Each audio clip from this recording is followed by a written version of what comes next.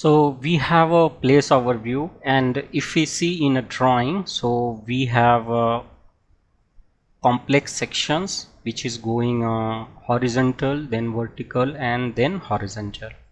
To take the complex sections, we will select this face and switch to the part design workbench and create a sketch here. So here I will draw a line and then vertical line, and again the horizontal line. So here I will click on the project geometry and I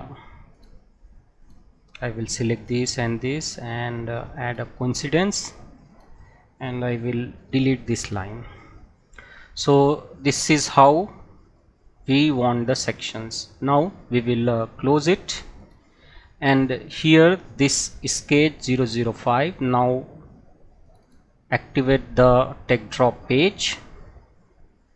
Now here is the my view. Select this view and select this sketch 005 by pressing the control key, and go here and click on the complex sections and select this first option and say OK.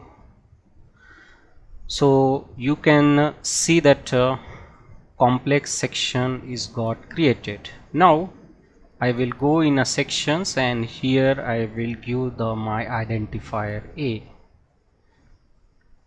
And now let's move this view. So view looks bigger, so I will go to the page and change my scale to the 0.7 and let's move it.